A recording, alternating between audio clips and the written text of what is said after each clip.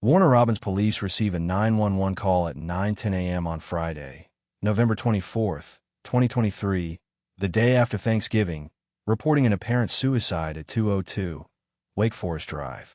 The caller, 57-year-old Brian McManus, told the emergency operator he had returned from walking his dog to find his wife, 63-year-old Lucille and McManus, dead for what he described as an obvious self-inflicted gunshot wound. However, when responding officers arrived at the scene, they found no firearm, no shell casings, and the deceased woman lying across the bed with injuries from severe blunt force trauma. The case was immediately reclassified as a homicide investigation, with the reporting party identified as the primary suspect. Lucille and McManus, known to neighbors and family as Miss, and have been a longtime resident of the Warner Robins community. The 63-year-old woman was described by neighbors as exceptionally kind, with many recalling her friendly demeanor and regular greetings from her front porch on Wake Forest Drive. She had experienced personal losses earlier in life, but maintained what those close to her characterized as a generous and optimistic outlook. Her primary family connection was with her granddaughter, Jessica Terrell, whom witnesses reported she treated more as a daughter than a grandchild. Warner Robins, located approximately 10 miles from Robins Air Force Base in central Georgia, has a population of roughly 80,000 residents. The community experiences relatively low rates of violent crime, and neighbors reported close relationships with one another. The victim had created what family members described as a multi-generational household, sharing her residence with Terrell and 2 great-grandchildren. The home was reportedly filled with regular family activity and interaction. Court records indicate McManus had been widowed several years prior to meeting Brian McManus. While family members stated she derived significant fulfillment from her role within the family structure, they also noted she experienced periods of loneliness.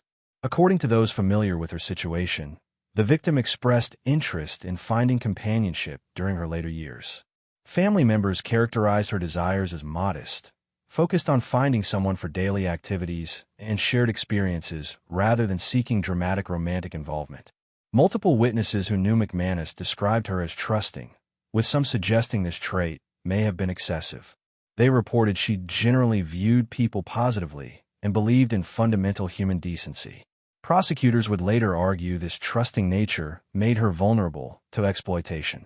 In 2022, at age 61, McManus joined the dating application Tinder, following a pattern common among older adults seeking relationships. She created a profile, uploaded photographs, and began exploring potential matches. Court testimony would later establish that this decision led directly to the circumstances resulting in her death. Brian McManus encountered the victim's profile while using the same application. At 55 years old, he presented himself to potential matches as a British national with extensive law enforcement experience. He informed McManus he had served 17 years with the London Metropolitan Police, suggesting a background of integrity and professional accomplishment. Records from the Metropolitan Police later confirmed his employment, but also documented the circumstances of his dismissal. Multiple women had filed complaints alleging he created situations where they felt sexually threatened. The complaints were determined to be serious enough to warrant termination of his law enforcement career. None of this information appeared in his dating profile or initial communications with McManus. Brian McManus constructed a persona specifically designed to appeal to women in McManus's demographic, seeking stability and genuine companionship. Their initial online communications progressed to telephone conversations, followed by in-person meetings. Witnesses who observed their early interactions described Brian McManus as displaying charm and knowing appropriate responses to create favorable impressions. He discussed wanting to establish a new life in America, expressed interest in finding a meaningful relationship, and spoke about building a future together with a potential partner. Investigation records revealed this was not Brian McManus's first marriage to an American woman. He had previously married a woman residing in Idaho, but that relationship ended in divorce following his arrest on domestic violence charges. Court documents established a pattern of using relationships with American women as a means to secure immigration status, followed by relationship termination. Prosecutors noted he was careful to conceal this history from McManus during their courtship period. The relationship progressed rapidly by conventional standards. Within 3 months of their initial online contact, Brian McManus proposed marriage to the victim. For a woman whom family members believed had resigned herself to remaining single, the proposal reportedly felt like an unexpected romantic development. Brian McManus presented himself as a sophisticated, worldly individual who professed strong feelings for her and represented characteristics she had been seeking in a companion. The couple married in 2022. Following the wedding, Brian McManus relocated into the residence on Wake Forest Drive, joining a household that included McManus, Terrell, and the 2 great-grandchildren. To outside observers, the arrangement could have appeared to be a successful blended family unit. However, even during the early period of the marriage, certain indicators suggested potential issues with the relationship's authenticity. Multiple witnesses who knew the couple provided court testimony, stating the marriage appeared to be arranged primarily to facilitate Brian McManus obtaining his green card and securing permanent United States residency status. They noted the unusually short courtship period before marriage and observed changes in Brian McManus's behavior following the submission of immigration paperwork. Despite these observations, McManus chose to interpret her husband's actions favorably rather than question his motivations, according to family statements. After establishing residence in McManus's home and initiating the process for permanent residency, Brian McManus began exhibiting behavioral patterns that differed from his courtship conduct. He commenced making frequent trips to Florida, claiming these journeys were required for business purposes. He would pack luggage, depart from the residence, and remain absent for multiple days. When McManus inquired about the nature of these trips, he provided vague explanations referencing meetings and business opportunities that required his physical presence in Florida. Investigation records later established these trips were not business-related. Brian McManus was traveling to Florida to maintain a relationship with another woman. The woman involved was also married, creating what prosecutors described as a double betrayal demonstrating complete disregard for marriage commitments and the emotional well-being of the women involved in his life. For several months, Brian McManus maintained this deception while continuing to present himself as a devoted husband to McManus. He would return from Florida trips and resume his role within the household, expressing affection to McManus, participating in family meals, and performing the behaviors expected of a committed spouse. Court testimony established these actions were entirely performative. District Attorney Eric Edwards characterized Brian McManus's behavior during this period as consistent with a serial liar and con artist who viewed the women in his life as disposable objects to be utilized for personal benefit. During this time frame, individuals close to McManus began observing subtle changes in Brian McManus's conduct. Terrell later testified that he appeared increasingly detached during family gatherings. He would frequently disengage from conversations and seemed uncomfortable when expected to participate naturally in family interactions.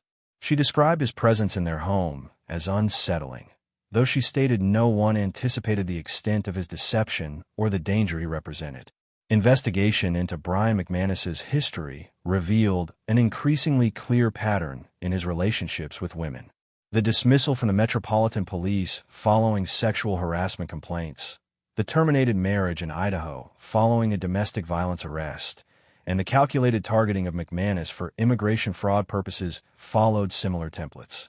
In each relationship, prosecutors established that Brian McManus would identify women he perceived as vulnerable, exploit their trust and emotions for personal advancement, and discard them when they no longer served his purposes. Prosecutors identified Brian McManus as particularly dangerous due to his ability to maintain multiple simultaneous deceptions while presenting a normal appearance to those around him. He was later characterized in court as a textbook narcissist who believes he is intellectually superior to others. This overconfidence would ultimately contribute to investigative breakthroughs leading to his conviction, but not before resulting in McManus's death. The most concerning aspect of Brian McManus's deception, according to investigative reports, was the level of integration he had achieved into McManus's daily life. He possessed detailed knowledge of her routines, vulnerabilities, and daily patterns. He had complete access to her residence, her family members, and all aspects of her personal life. when he determined it was necessary to permanently silence her. This intimate knowledge provided him with a means and opportunity to execute the crime. November 2023 represented the beginning of the end of Brian McManus's elaborate deception scheme.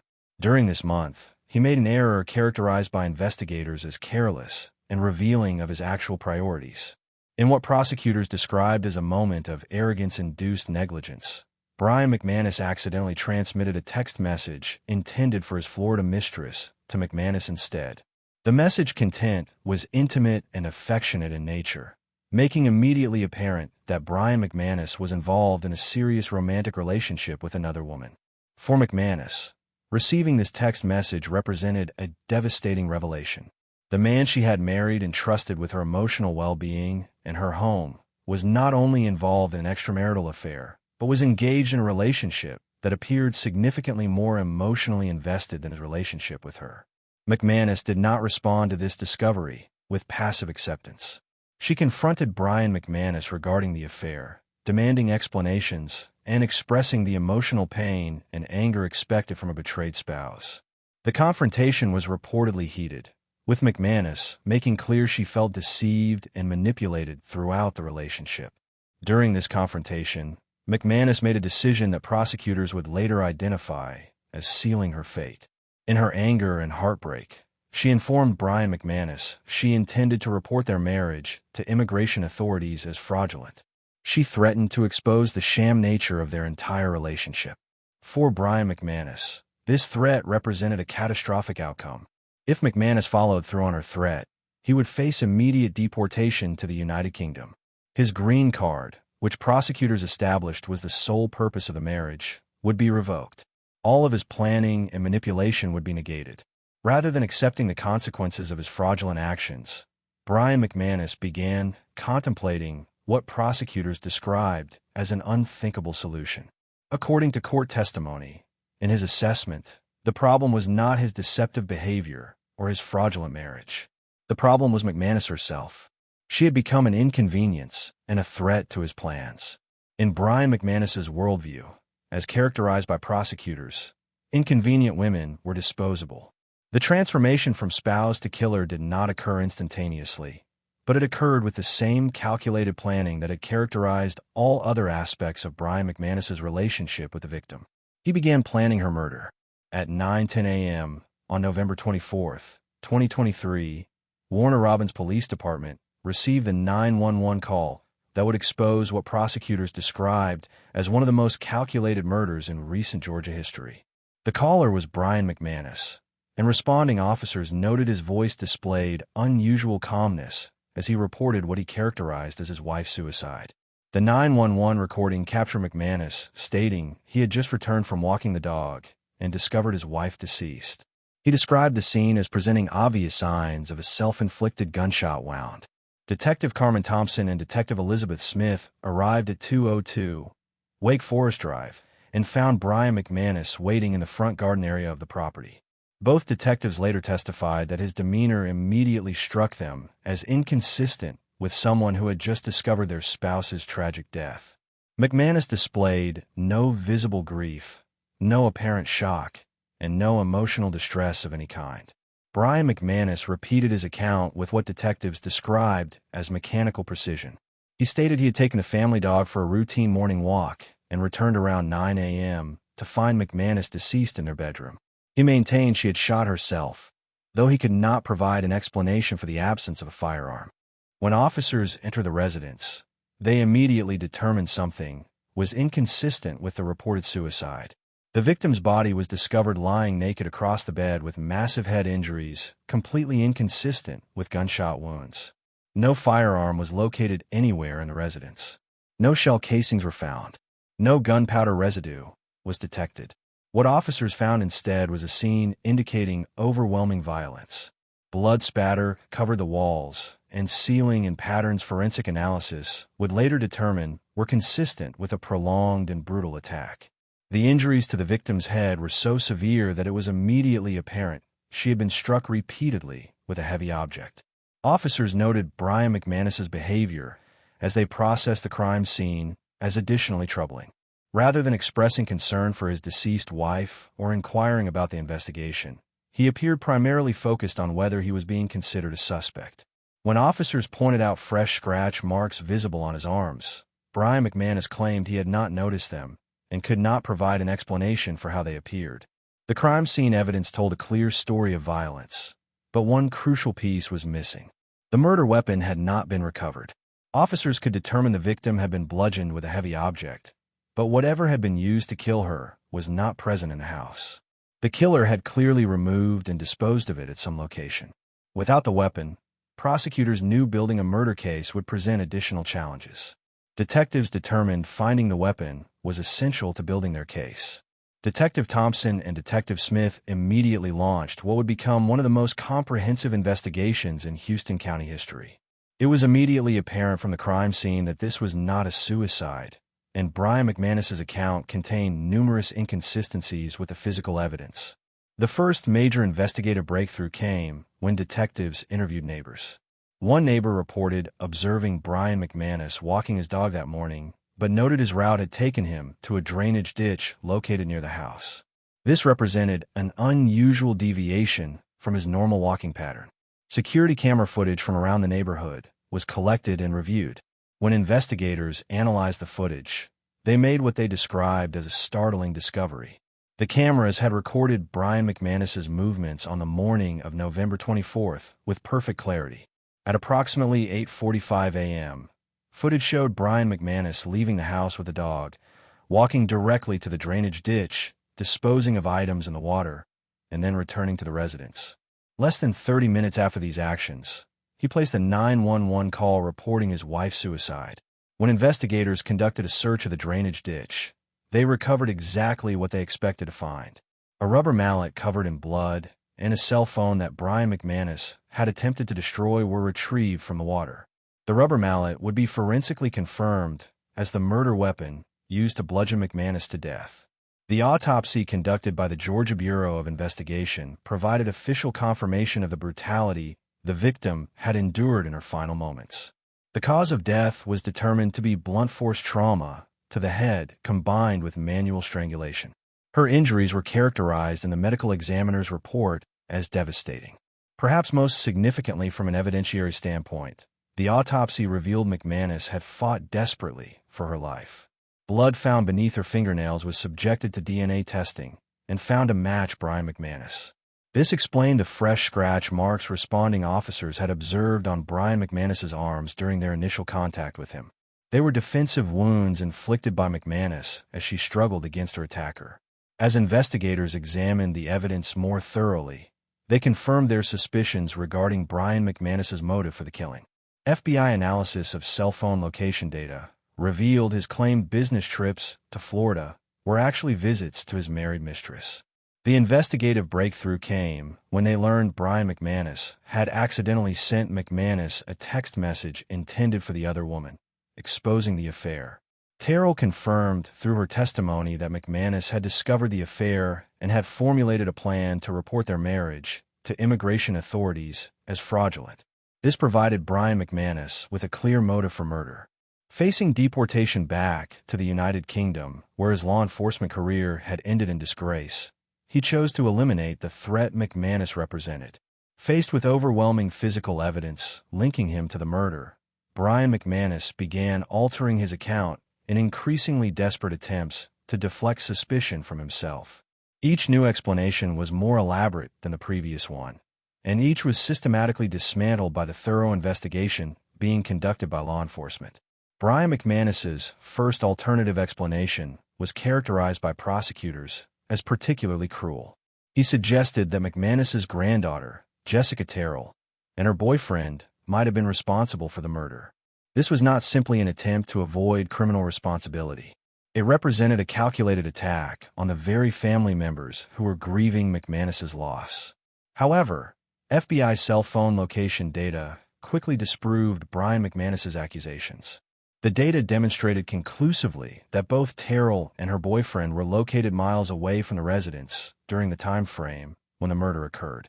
They could not have been present at the scene. When his attempt to implicate family members failed to gain traction with investigators, Brian McManus shifted to his next prepared explanation. He suggested McManus might have been killed during a home invasion or burglary that escalated to violence. According to this version of events, unknown intruders had broken into the residence, murdered McManus for reasons he could not specify, and then departed without taking anything of value from the home.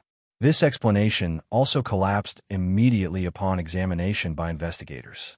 They found no signs of forced entry anywhere on the property. All doors and windows showed no evidence of being breached. Additionally, the security footage provided definitive evidence that destroyed Brian McManus's alternative theories. The cameras showed only 2 people present at the residence during the relevant time frame, McManus and Brian McManus himself. There was no evidence of any third party entering or leaving the property at any time. As each of Brian McManus's alternative explanations was proven false through investigation, his behavior became increasingly erratic. He continued to insist on his innocence, while simultaneously changing his account to attempt to explain away newly discovered evidence. This pattern convinced investigators they were dealing not with a grieving widower, but with a calculating killer who would fabricate any story to avoid taking responsibility for his actions. With all of Brian McManus's alternative stories thoroughly disproven, the physical and circumstantial evidence painted a clear picture of what actually occurred on the morning of November 24, 2023. Prosecutors established that Brian McManus had waited for McManus to complete her morning shower routine. He then attacked her with a rubber mallet, striking her repeatedly in the head. When these strikes did not immediately kill her, he strangled her with his bare hands until she was deceased. He then methodically cleaned himself, disposed of the murder weapon and his cell phone during a stage dog walk to the drainage ditch, and returned to place the 911 call reporting a fabricated suicide. On November 25, 2023, just 24 hours after the murder, Brian McManus was arrested and formally charged with malice murder. The trial commenced on July 7, 2025. Over a 6-day period, prosecutors presented DNA evidence linking Brian McManus to the crime, security camera footage showing him disposing of the murder weapon, cell phone location data, disproving his alibi, and exposing his affair, and testimony regarding his documented pattern of exploiting women for immigration and financial purposes. Throughout the trial proceedings, Brian McManus displayed no visible emotion, even when confronted with scientific proof of his violence against McManus. After 2 hours of jury deliberations, Brian McManus was found guilty of murder. On July 16, 2025, he was sentenced to life in prison without the possibility of parole. Judge Edward D. Lookmeyer addressed him directly during sentencing, stating Brian McManus had basically bashed in the skull of another human being. The murder devastated McManus's family. Terrell provided a victim impact statement to the court, saying she could not tell her grandmother how sorry she felt and how selfish she considered herself for not eating Thanksgiving lunch with her the day before she was brutally beaten to death. Another granddaughter described McManus as her beautiful, kind, and loving grandmother who was ripped away from the family very brutally by a selfish, cold-blooded monster. The family's emotional pain was compounded by Brian McManus's attempts to implicate them in the murder they were grieving. Edwards described Brian McManus as an evil sociopath who views the women in his life as disposable. The case highlighted the vulnerability of older adults seeking companionship through online platforms and the importance of recognizing predatory behavior patterns in developing relationships. Prosecutors emphasized that Lucille and McManus deserved to spend her remaining years surrounded by the family she loved. Instead, she became the victim of a predator who prosecutors established viewed her only as a means to achieve immigration status in the United States. Family members stated they would remember McManus for how she lived, with love, generosity, and a belief in human goodness that, while it made her vulnerable to Brian McManus, also made her beloved by everyone who knew her.